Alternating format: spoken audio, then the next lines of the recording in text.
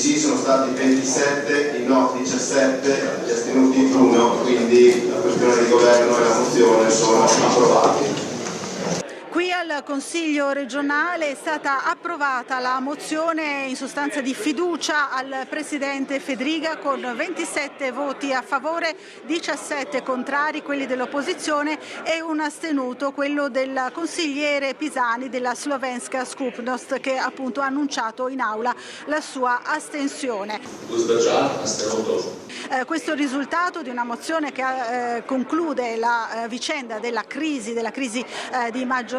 che era sorta dalle parole del ministro Ciriani di Fratelli d'Italia e che era proseguita poi con una verifica all'interno della maggioranza che regge questa regione e che aveva dato vita appunto a questa mozione firmata e preparata da tutte le forze della maggioranza che hanno votato compatte a favore della fiducia al Presidente Fedriga. Allora sentiamo che cosa ci ha detto proprio lo stesso Presidente Fedriga subito dopo la votazione in aula. Sente di uscire da questa vicenda rafforzato come azione di governo? Penso che la maggioranza sia assolutamente rafforzata, la compattezza dimostrata nella testimonianza e la voglia di proseguire altrettanto, e anche le dichiarazioni di voto di tutti i capigruppo mi sembrano che sono andate in modo chiaro in questa direzione. Prossimo passaggio, legge elettorale. No, ci sono tante cose da fare importanti, come che abbiamo ricordato nella mozione. Dopo la sinistra e il PD si sono concentrati sul terzo mandato, che non è citato nella mozione, e sulla legge elettorale, che evidentemente sta loro molto a cuore, ma in realtà nella mozione noi parliamo appunto di sanità, l'abbiamo detto prima, parliamo di infrastrutture, parliamo della paesaggistica, parliamo delle nuove province che mi auguro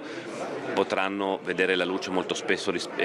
presto rispetto alla votazione in Parlamento. E come vi dicevo, a astenersi in aula è stato il consigliere della Slovenska Skupnost Marko Pisani, che fa parte del gruppo del Partito Democratico, ma che ha spiegato ai nostri microfoni le motivazioni di questa sua astensione, che ha annunciato anche in lingua slovena, proprio nell'ottica di valorizzare il ruolo della minoranza slovena. Sentiamolo. Mi sono espresso, cioè mi sono astenuto all'elezione, alla mozione,